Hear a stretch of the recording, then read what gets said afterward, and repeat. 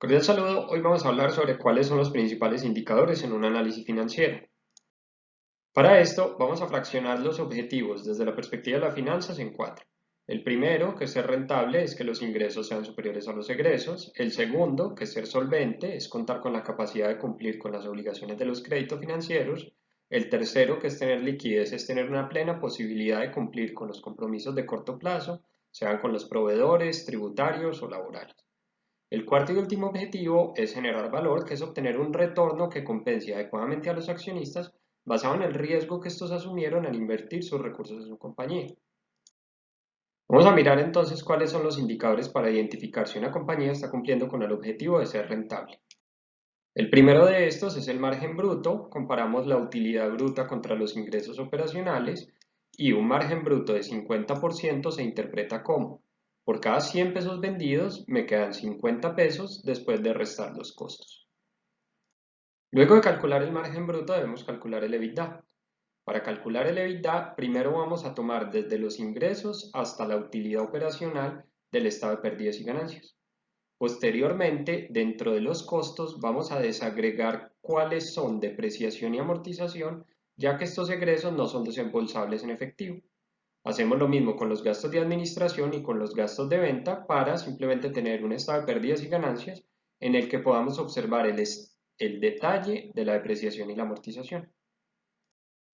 Por último, cuando ya tengamos la depreciación y la amortización identificada, la enviamos al fondo de la tabla y finalmente este subtotal que acabamos de llamar subtotal 2 es el EBITDA.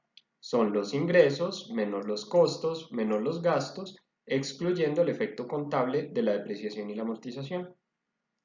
¿Por qué se llama EBITDA? Porque es la utilidad before, antes de restar el interés, el impuesto, que en inglés sería tax, y la depreciación y la amortización.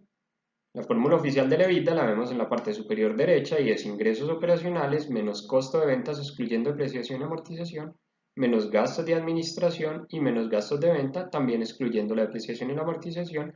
Haríamos referencia a este subtotal de $300,000 que estamos viendo acá. Cuando ya hemos encontrado el EBITDA, podemos entonces calcular un segundo margen de rentabilidad, que es el margen EBITDA. Compara el EBITDA contra los ingresos operacionales. Un margen EBITDA de 20% se interpreta como: por cada 100 pesos vendidos me quedan 20 pesos luego de restar los costos y gastos operacionales, excluyendo el efecto contable de la depreciación y la amortización. Finalmente, terminamos los márgenes con el margen neto.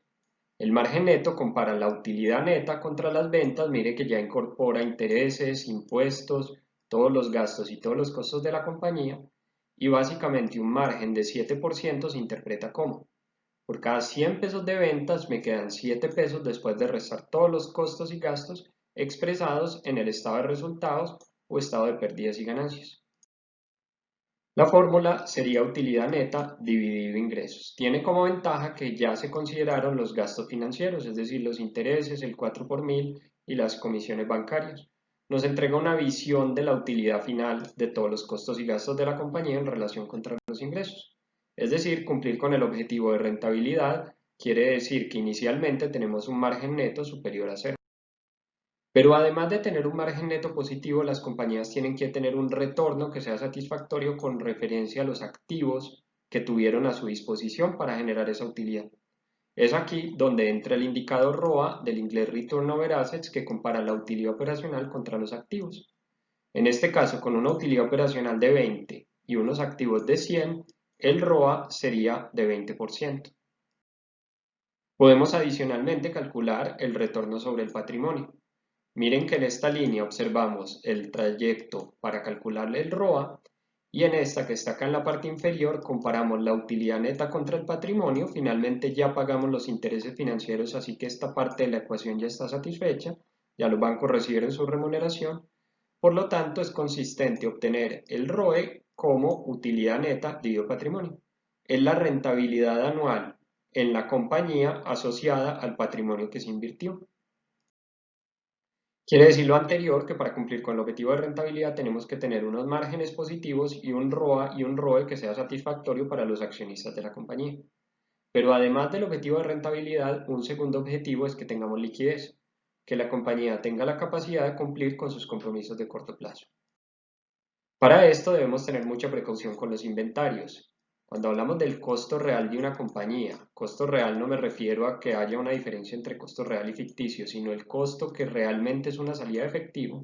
Hablamos del costo en el estado de pérdidas y ganancias y de un incremento en el inventario. Básicamente, cuando ocurren costos o egresos para la operación de una compañía, estos tienen dos destinos, o el inventario en el balance general o el costo en el estado de pérdidas y ganancias. El aumento de inventario lo encontramos en el flujo efectivo. Para monitorear que ese incremento en inventario no nos lleve a la liquidez, utilizamos el indicador de rotación de inventarios. Este es comparar el inventario contra el costo de la mercancía vendida expresado en días. Es simplemente una regla de tres. Si tenemos costos por 1000 en un año, tener inventario de 200 representa un nivel equivalente a 72 días o al 20% del año.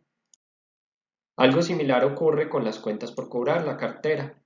En el estado de pérdidas y ganancias se refleja el ingreso y en el balance, la cartera. En el flujo de efectivo encontramos la variación de la cartera como un aumento de activo que representa una salida de efectivo. La rotación de cuentas por cobrar se calcula también con una regla de tres. Si al final del año tengo 200 en cartera, tener ventas por 1000, ¿a cuántos días equivale? Lo mismo podemos hacer con la rotación de cuentas por pagar. En este caso, estamos expresando es cuántos días nos tomamos nosotros para pagarle a nuestros proveedores. La regla de tres es, si los costos de la compañía son 1000, tener cuentas por pagar de 200 al final del periodo, ¿a cuántos días equivale?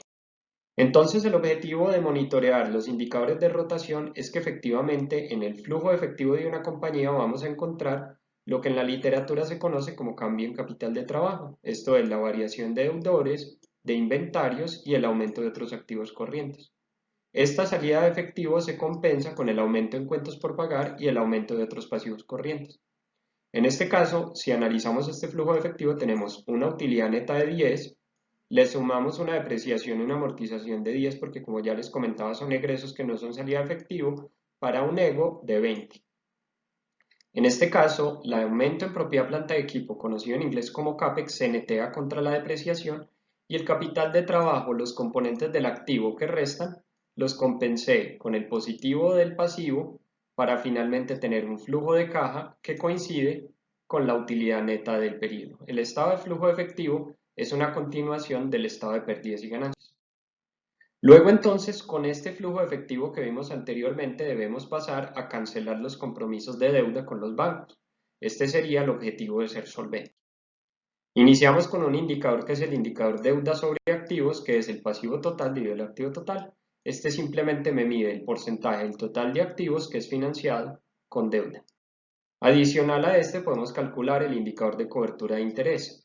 Este mide cuántas veces la utilidad operacional paga el interés. Para este ejemplo, si tenemos una utilidad operacional de $500.000 contra un interés de 100.000, estaríamos hablando de 5 veces. Entre más alto sea este indicador, pues hay una mayor garantía de que la compañía puede cumplir sus compromisos de deuda, es decir, será más solvente. Finalmente, habiendo cumplido el objetivo de ser rentable, ser solvente y contar con liquidez, nos queda faltando la generación de valor, que es obtener un retorno que compense adecuadamente a los accionistas. Calcular el indicador de generación de valor es tal vez un poco más técnico. Tenemos que calcular la utilidad operacional después de impuestos WODI y compararla contra el activo. La utilidad operacional después de impuestos corresponde a, si tomamos la utilidad operacional y le quitamos el componente que corresponde a los impuestos estatales, estamos asumiendo un mundo en el que no hay deuda, pues vamos a tener una utilidad operacional tal vez reducida, lo que quiere decir que para generar valor vamos a tomar esa utilidad afectada por los componentes de impuestos y vamos a mirar que el ROA o el retorno sobre el activo así calculado sea superior a lo que exigen los bancos y lo que exigen los socios.